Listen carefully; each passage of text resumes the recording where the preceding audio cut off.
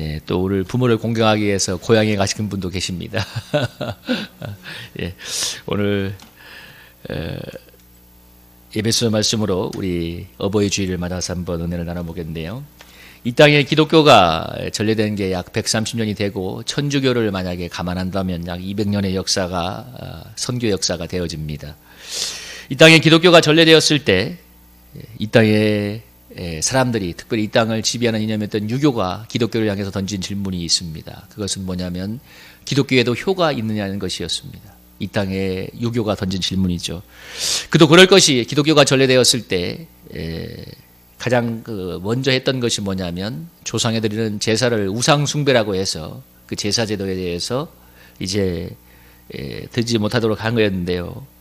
이것은 유교 특별히 부모에 대한 효를 중시했던 조선시대에 있어서 너무나 큰 체제의 도전으로 여겨졌습니다. 조선시대는 어느 정도였냐면 예를 들면 이제 부모님이 죽으면 양반 가문 같은 경우는 3년 동안 상을 지렸잖아요. 3년 동안 심요살이를 하면서 부모님의 묘의 옆에다가 자그마한 움막을 져놓고 3년 동안 상복을 입고 아침 저녁으로 고골하면서 제사를 드렸던 그런 사회였습니다. 얼마나 이런 걸 따지는 사회였어요. 중요한. 그러니까 효를 너무나 중시하는 유교 사상이 지배하던 조선시대에서 제사 제도를 부정했던 이 기독교라는 것은 체제의 부정이고 체제에 도전하는 일이었습니다. 그래서 그 기록을 보면 초대 기독교인 중에서 천주교인들이 이렇게 제사 제도를 하지 않는다고 할 때 마을의 수령이 그 사실을 알면 즉시 잡아다가 목을 베어버렸습니다. 어떻게 부모에게 제사를 지내지 않느냐. 이런 폐륜하는 용서할 수 없다 해서 목을 베어버렸고, 그래서 이 뭐 신유박해 무슨 병인박해 이런 거 보면 막 5,000명 6,000명 이렇게 처형을 시켰는데요. 그게 요즘 말하면 양화진의 절두산이라고 있어요. 그게 양화진의 다른 이름이 절두산인데 그게 끊을 절자에 목조자를 써서 목이 끊어져서 그러니까 수많은 사람들을 처형시켜서 그러니까 특별히 천주교인들이었죠. 천주교인들을 수천 명씩 처형시켜서 버렸던 곳이 처형시켰던 곳이 양화진입니다.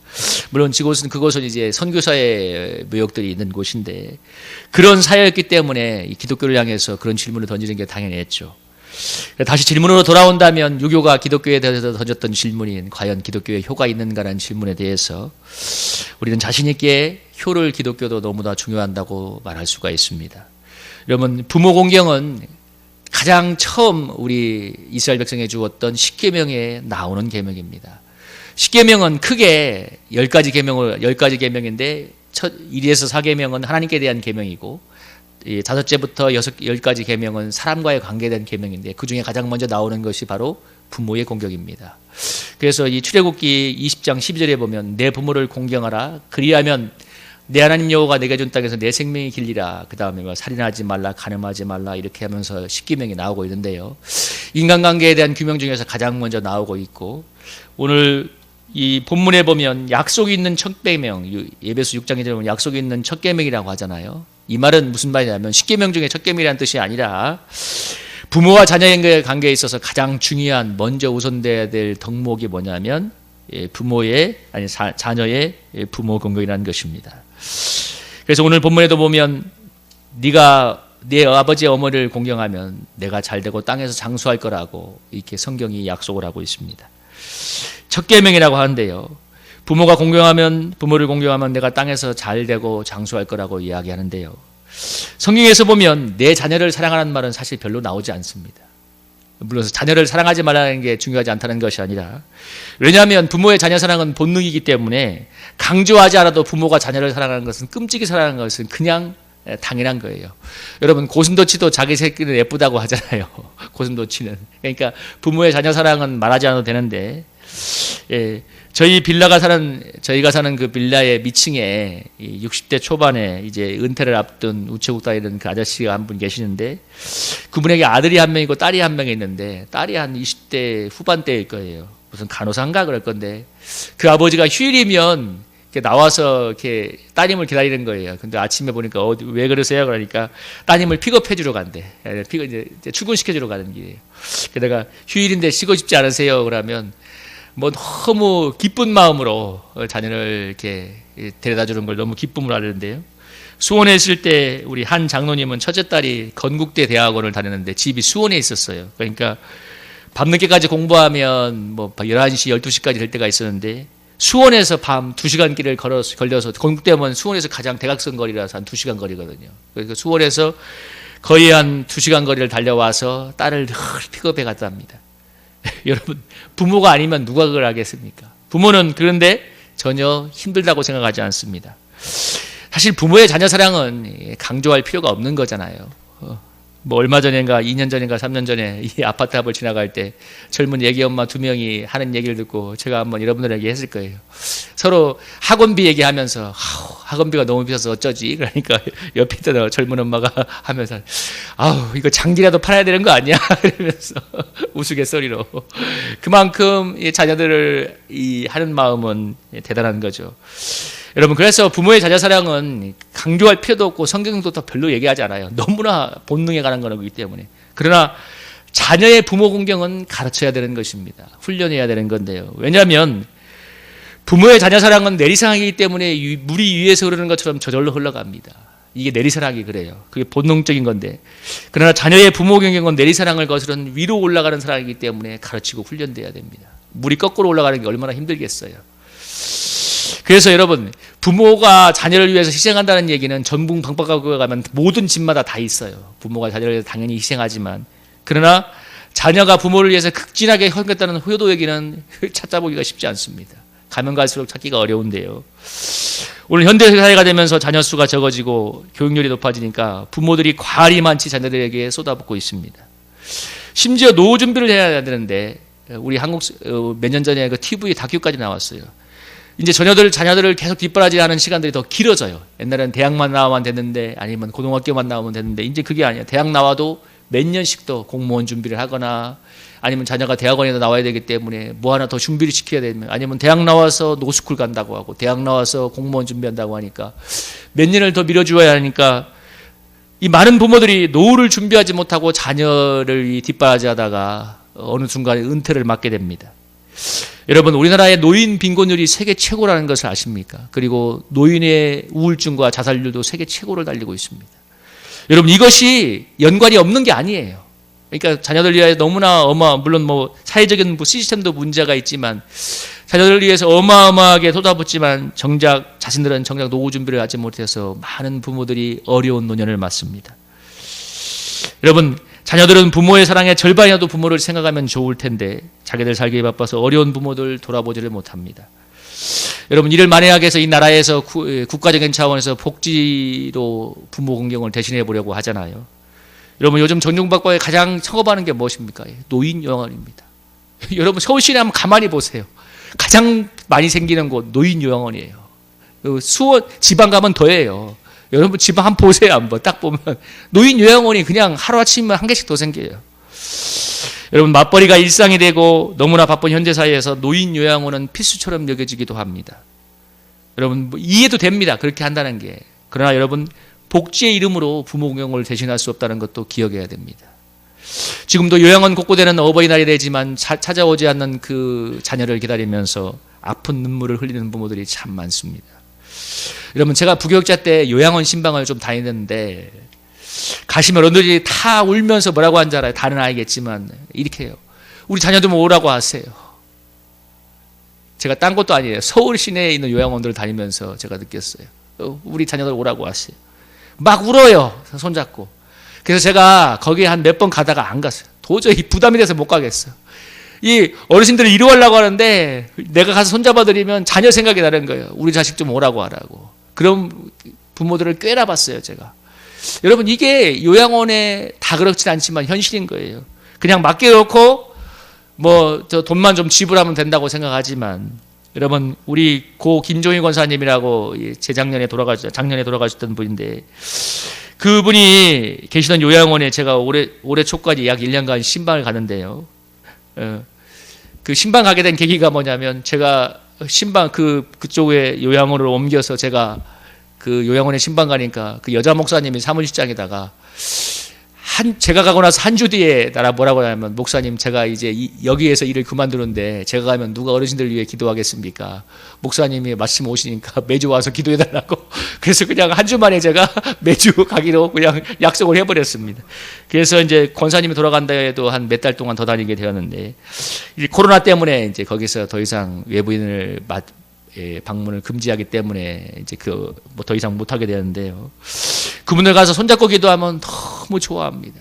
그냥 자식이 오는 것 같은 거야. 그냥 손잡고 잠깐 기도하고 하는데도. 여러분, 부교육자 때 제가 그때 선교 쓰는 교회에서 어떤 일이 있었냐면 65세인가 하는 권사님이 몸이 안 좋아서 거의 소천하실 때가 되었어요. 그래서 어느 주일날 저녁에 이제 거의 임종이 가까웠다고 그 요양병원에서 연락이 와서 많은 성도들이 이제 그 저녁에 임종 예배를 드린다고 생각하고 갔는데, 저도 우리 권사님들, 또래 권사님들 열댓 분을 모시고 왔는데, 이제 가서 보니까 의식이 없어요. 근데 그 또래 권사님들이 우리 찬양을 불러주자고, 그 권사님이 좋아하는 찬양이 있었대요. 내 영혼이 은총 입어, 내 영혼이 은총 입어. 그 찬양 함께 부르니까 이 권사님이 의식이 없는데 눈물을 주르르 흘리는 거예요. 그때 느꼈어요. 아, 사람은 영혼이 있고 이 영혼이 찬양에 반응하는구나. 근데 그 권사님이 그 일이 있고 나서 그 다음 주인가 의식을 회복했습니다. 그리고 와서 1년인가를 더 사시다가 돌아가시는데, 근데 그때 주위에 있는 또래 권사님들 저에게 뭐라고 하냐면, 목사님, 그 권사님이 왜 그렇게 더 1년을 더 사신 줄 아시다고 생각하세요? 그러니까 왜요? 그러니까 그 권사님에게 따님이 한 분 있는데, 그 따님이 한 40인가 그랬을 건데, 그 따님도 건강이 안 좋아서 요양원에 있대요. 근데 권사님들의 말은 뭐냐면, 그 권사님이 다시 정신을 차리고 나서 그 요양원에 있던, 지방의 어느 요양원에 있던 그 따님이 한 번씩 왔답니다. 그래서 그런 말 하더라고요. 그 권사님이 딸을 한번 만나고 천국 가고 싶어서 그렇게 더 살았을 거라고.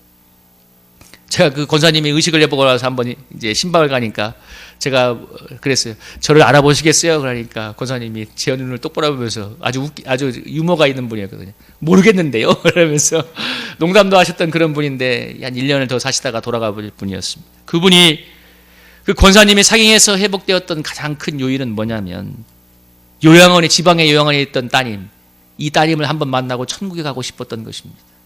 그 자녀를 보고 싶은 마음이 죽음도 물리쳤던 것입니다. 여러분, 우리는 자식을 향한 그 부모의 마음을 알고 계신가요? 부모의 마음이 그런 거예요. 그 사경을 헤매는데도 딸을 한번 보고 싶고 한 거예요. 왜? 그 딸이 몸이 건강하지 않기 때문에. 그 아드님은 있었지만, 그 따님은, 아드님이 모시고 있었지만, 그 딸은 영원한 마음의 아픔인 거예요. 천국에 가기 전에도 한 번은 보고 가고 싶은 거예요. 기도라도 하고 싶고. 여러분, 그런 자녀를 향한 부모의 마음을 우리가 알고 있을까요?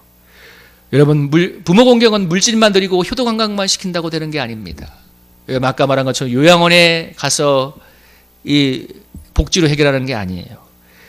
자녀에게 마음 쓰듯이 부모에게 마음을 쓰는 게 중요합니다. 여러분, 자녀에게 마음을 쓰는 것이 부모에게 마음을 써야 돼요. 정말 자녀에게 하는 그 마음 씀에 반만이라도 부모에게 마음을 쓰면 여러분, 부모님들 정말 행복할 것입니다.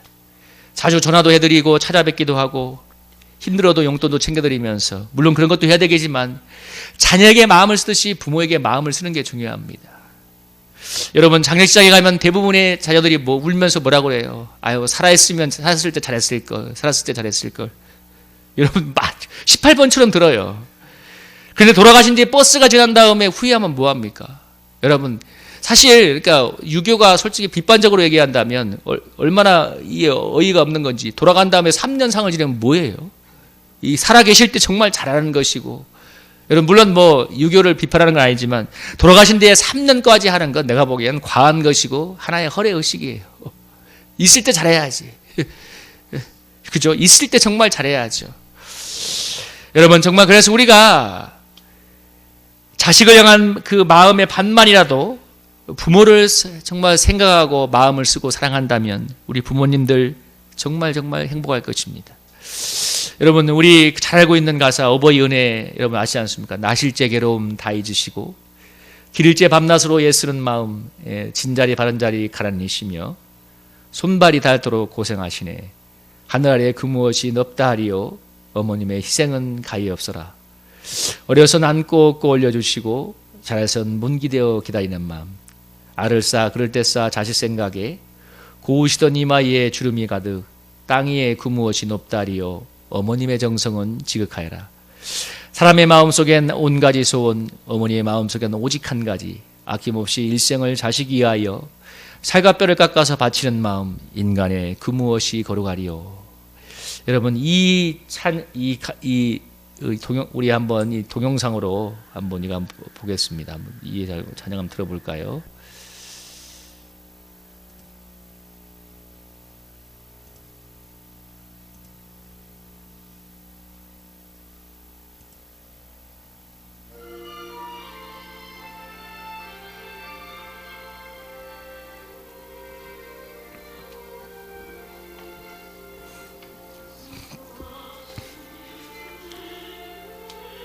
우리 한번 따라 불러볼까요?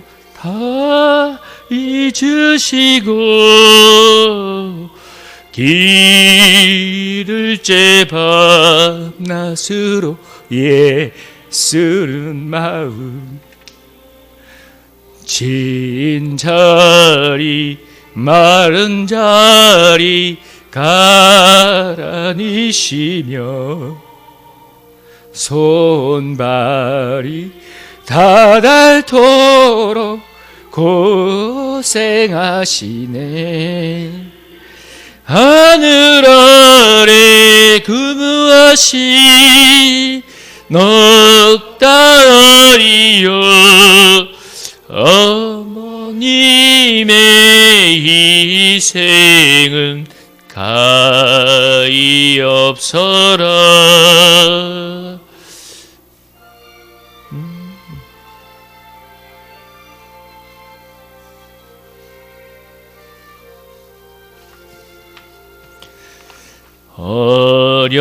어려선 안고 업고 알려주시고 자라선 문기되어 기다리는 맘 알을 싸 그릇 떼싸 자식 생각에 거으시다 이마 위엔 주름이 가득 땅 위에 근무하시 넉 달이여 어머님의 정성은 지극하여라. 아멘.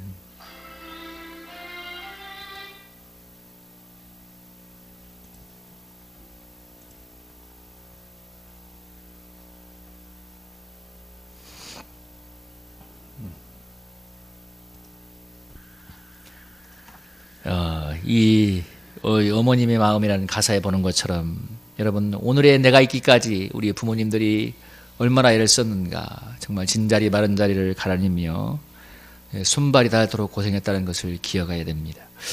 우리는 그 부모님의 사랑을 결코 이렇게 가벼이 여겨서는 안 됩니다. 여러분 부모 공경은 지금의 나를 있게 한 그거에 대한 당연한 마땅한 도리이고 부모에 대한 소홀함과 불효는 나를 있게 하는 근본에 대한 소홀함이고 불효이기도 합니다. 우리가 정말 부모님을 마음으로 공경할 때 부모님의 노래는 말할 수 없이 행복할 것이고 또 부모를 공경하는 자녀들을 하나님이 축복한다고 오늘 십계명에서 약속하고 있습니다. 여러분 제가 부교육자 때 제자훈련할 때 한 여집사님 그 간증을 들었는데요. 참 지금도 잊혀지지가 않는 간증입니다. 이분이 어떻게 모시다 보니까 그 형제가 6명인가 7명이라고 들었는데 하여간 어떻게 모시다 그 여집사님이 뭐 중간인가 그랬을 거예요. 그런데 어떻게 되다 보니까 사정이 그래서 그런가 이 시어머니와 친정어머니를 함께 모시게 된 거예요. 어떻게 사정이 그렇게 돼서 시어머니가 한 분도 아니라 두 분의 어머니를 모신 거예요. 어떤 때 방에 두 칸 있을 때는 뭐 대때는 한쪽 방씩 들었지만 어떤 때는 시어머니와 친정어머니 같은 방을 썼답니다. 얼마나 어려웠겠어요. 그 얘기를 하는데 막 얼굴에도 막 눈물이 맺히더라고. 근데 그분이 장가 어머니를 모시면서 그 두 분 다 전도해서 다 한 번씩 천국에 갈 때까지 모시고 모셨다고 했는데 참 저는 그분이 참 하나님께서 그분의 삶과 그 가정을 축복하는 것을 보았습니다. 물론 가정도 잘 되고 자녀들이 잘 컸는데 근데 거기에 아들 1명 딸이 하나가 있었는데 그 여집사님에게 참 아들이 첫째 아드님이 제가 정말 부모님한테 호도라는 것을 제가 봤어요. 그러니까 이 대학교 때인가 아마 연구원으로 무슨 장학금인가를 탔는데 그 제일 먼저 그 장학금으로 부모님에게 부모님이 좋아하는 좋은 자전거하고 헬멧을 사준 거예요. 부모님 그 이렇게 이제 한참 한강 우리나라에 그 자전거 길이 생겼지 않습니까? 그때 자전거 연립형이 불 때 사줬는데 예수사님이 너무 좋아하면서 그 이제 자랑을 하던 걸 봤는데 정말 그 첫째 아들이 그 부모님에게 극진하게 효도하는 것을 보았습니다. 물론 첫째 아드님이 참 잘 크기도 컸지만 정말 효도하더라고요. 제 지인 목사님이 인천에 한 200명대 교회에 그 담임목회 나갔는데 그 나간 것이 어떤 일이냐면 인천에서 부교육자로 있을 때 한 교회를 섬겼는데 이제 그 아버님하고 같이 모시고 살았는데 아버님이 부모님이 이제 같이 그 교회 나가기 힘드니까 옆에 교회를 나갔대요. 옆에 교회를 나갔는데 그래서 이제 그 임지를 떠나서 나중에 수원에 있는 섬겼던 그 교회에서 저하고 같이 부교육자로 섬겼는데 근데 이제 그 아버님이 수원에 와서 사시면서도 이제 그 버스를 타시고 인천까지 매주 가신 거예요. 그러니까 이제 그 연로하신 담임 목사님이 계셨는데 그 교회 담임 목사님이 한번 신방을 왔대요. 그래서 이제 와서 이제 한번 식사를 대접했는데 이제 얘기하면서 그런 얘기를 들었나 봐요. 그때 왜냐하면 이 목사님이 원래 미국 유학을 가려고 했는데 이 부모님을 섬기려고 유학을 포기하고 같이 모시고 살았습니다. 원래는 이제 계획이 그거였대요. 아파트 팔아서 미국 가려고 했는데 아파트 팔고 가면은 부모님을 어떻게 할 수 없으니까 그 아파트에 부모님을 모시고 같이 산 거예요. 그러니까 그런 얘기를 아마 들었나 보죠. 근데 이제 그 담임 목사님이 은퇴를 얼마 안 따는 입장이었는데 2년 전인가 3년 전에 은퇴를 하시면서 4년 전이다. 은퇴를 하시면서 후임을 청빙했는데 후임을 청빙할 때 따로 공개 청빙을 한 거예요. 아예 그냥 이분을 지목해서 나 이 사람은 후계로 삼을란다. 지목을 해버렸어요. 그래서 당회에서 다 통과시키고 목사님이 오라고 기도하고 오라고 이렇게 연락이 왔다 하더라고요. 그러니까 여러분 그 목사님 이제 그 지금 인천에 있는 그 부임한 교회가 그 목사님 원래 선임 원로 목사님이 개척해서 이제 잘 섬기다가 은퇴한 교회인데 여러분 그런 소중한 교회를 은퇴할 때 후임을 아무나 뽑겠습니까? 얼마나 기도를 많이 했겠어요. 좋은 후임을 달라고. 여러분 많고 많은 목사님이 있지만 왜 주님께서 그 목사님을 감동을 주셔서 왜 후임으로 삼도록 그런 감동. 목사님이 그냥 기도 안 하고 뭐가 그렇게 그냥 하겠어요. 얼마나 많이 기도하고 기도하는데 하나님께서 주시는 성령의 감동과 인도가 그 목사님이니까 그렇게 여러분 유학을 포기하면서까지 부모를 섬기는 그 효심을 하나님이 보시고 그렇게 마음을 인도하신 것이 아닐까요? 여러분 우리가 정말 자녀가 잘 되기를 얼마나 소망하고 있습니까? 얼마나 자녀를 위해서 쏟아붓는 대한민국입니까? 그러나 아까 얘기한 것처럼 자녀를 위해 희생하는 부모는 너무나 많은 게 전국박박에 널린 게 많지만 그러나 부모를 극진히 공경하는 효도는 점점 찾아보기가 힘든데요. 근데 우리는 이것을 알아야 됩니다. 자녀를 극진히 사랑하면서 부모를 홀대하는 것들 여러분 그것은 나의 미래에 정말 저주를 심는 것과 같다는 것을 알아야 됩니다. 여러분 창세기 9장 16절 27절에 보면 노아가 홍수 심판 뒤에 함께 온 아들이 3명 있죠. 셈과 함과 야벳이 있는데 노아가 이제 포도주를 마시고 장막에서 옷을 벗고 자니까 둘째였던 함이 그것을 보고 뭐라고 했어요? 아버지의 하체를 보고 밖으로 가서 형제에게 알림해 셋째 셈과 야벳이 그 아버지 허물을 보지 않기 위해서 뒷걸음질로 옷을 갖고 와서 아버지의 부끄러움을 가렸죠. 노아가 깨고 나서 뭐라고 했냐면 가나안은 저주를 받아. 가나안이 뭐냐면 이제 이 둘째 가나안의 아버지 함이잖아요. 함의 둘째의 아들이죠. 그 가나안은 저주를 받아서 그 형제의 종이 되고 이 셈과 야벳은 창대해지고 그리고 가나안은 그의 종이 되게 하라. 여러분 근데 노아의 축복과 저주가 어떻게 이루어졌냐면 이 가나안이 정말 나중에 우리 가나안 땅이라고 하잖아요. 원래 팔레스타인 지방의 함의 후손들이 가나안이 되었습니다. 그래서 무슨 족속 5개 족속이 있었는데 그게 바로 3의 후손들 가나안인들입니다. 그리고 우리가 성경의 역사를 아는 것처럼 셈의 후손이 누구냐면 아브라함이거든요. 아브라함, 이삭, 야곱, 요셉으로 이어진 그 후손인데 믿음의 후손인데 그 셈의 후손인 그 아브라함의 후손들이 요셉 때 어떻게 됐어요? 이집트에 갔다가 400년 동안 이집트에서 엄청나게 번성한 다음에 시간이 되니까 셈의 후손이자 아브라함의 후손, 요셉의 후손인 그 이스라엘 족속이 다시 가나안의 땅에서 가나안을 정복하고 정말 가나안의 그 7족속을 진멸하거나 자기들의 종으로 삼습니다. 그래서 나중에 보면 다윗이 마지막으로 정복한 게 여부수 족속인데 그 중에 하나가 함의 족속 후손 중에 하나가 여부수 족속이에요. 그래서 이 보면 사무엘상 이런 데 보면 야곱이 여부수족이 있던 예루살렘을 점령하고 그 여부수족들을 갖다가 종으로 삼고 하인처럼 부렸다고 성경에 나오거든요. 그러니까 이 노아의 축복과 저주가 그대로 성경에서 다 이루어졌습니다. 그러니까 우리가 여러분 하나님이 가정의 영적인 질서를 세우셔서 부모가 자녀를 사랑하면 자녀는 그 부모에게 순종하고 공경하도록 하셨는데 이게 하나님이 세우신 영적인 질서인 거예요.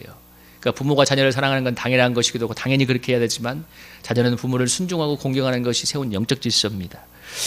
그러니까 부모를 대적하거나 공경하지 않으면 저주가 임하게 하는 것도 반대로 부모를 공경할 때 축복이 임하게 하는 것도 하나님이 만든 영적인 질서이자 법칙과도 같은 것입니다. 하나님이 가정을 세우기 위해서 부모를 공경할 때 축복을 받게 하고 부모를 대적하거나 부모를 공경하지 않을 때 저주를 받게 한 것이 하나님이 세운 이 영적인 질서입니다. 우리가 부모를 공경하는 것은 나를 낳고 길러준 부모님에 대한 마땅한 도리지만 나를 이해 여러분 이것도 우리가 알아야 돼요. 우리가 부모를 공경하는 게 마땅하지만 나를 지으시고 나를 위해 예수님도 내오신 하나님에 대한 공경과도 연관이 있다는 사실을 우리가 기억해야 됩니다. 여러분 나를 낳고 길러준 그 부모조차 공경하지 않는데 어떻게 눈에 보이지 않는 하나님을 공경한다고 말할 수 있는가? 이것도 여러분 성경에도 그 얘기가 있어요. 요한일서 4장 20절에 뭐라고 하냐면 여러분 보세요. 누구든지 하나님을 사랑하노라고 그 형제를 미워하면 이는 거짓말하는 자니 보는 바 형제를 사랑하지 않는 자는 보지 못하는 바 하나님을 사랑할 수 없노라. 여러분 형제를 미워하면 하나님을 사랑하지 않는다고 했잖아요. 눈에 보이는 형제를. 여러분 나에게 가장 가까운 나를 낳고 길러준 정말 그 부모를 공경하지 않을 때 어떻게 하나님을 공경하고 경외한다는 말을 할 수 있는가? 이렇게 얘기합니다. 여러분 자신을 낳아준 부모를 홀대하는 엄마 아빠를 볼 때 자녀들이 그 아무리 자녀를 극진하게 사랑한다고 해도 그 자녀가 효도할 거라고 기대하면 안 됩니다. 여러분 다 보고 배우는 것입니다. 정말 아까 우리 여집사님의 가정처럼 그 여집사님의 아들이 그걸 다 보지 않았겠어요. 양가에 참 저는 그런 간증을 지금까지도 처음이자 마지막으로 들어봤어요. 시어머니 친정어머니를 다 모시고 산 사람. 여러분 정말 우리가 축복을 받게 한다면 나를 낳아준 부모에게 효도해야 됩니다. 자녀 사랑에 반만이라도 부모를 공경한다면 우리의 부모님의 노년은 정말 행복하게 될 것입니다. 여러분 솔직히 우리나라가 코로나 선방으로 선진국반이 되었다고 참 얼마나 자랑을 해요. 자랑할 만한데 그러나 이 나라의 또 다른 부끄러움은 아까 얘기한 것처럼 세계 최고의 노인 빈곤율과 노인 자살률인데요. 여러분 그걸 어떻게 해결할 수가 있겠습니까? 노인 요양으로 해결할 게 아니라 정말 우리 자녀들이 부모를 마음으로 사랑할 때 여러분 이 오명이 벗겨지게 될 것이고 이 땅에 여러분 축복이 오리라고 믿습니다. 무엇보다 부모 공경은 내가 땅에서 잘 되는 축복의 원천입니다. 하나님은 뭐라고 했어요? 부모를 공경할 때 땅에서 잘 될 거라고 약속했습니다. 여러분 은밀한 중에 보시는 주님께서 약속의 계명을 따라 부모를 공경하는 자녀를 축복하실 것입니다. 여러분 우리 부모를 공경함으로 외로운 부모의 노년을 행복하게 하며 또 내가 땅에서 잘 되는 그런 축복을 누리기를 주님의 이름으로 축복합니다.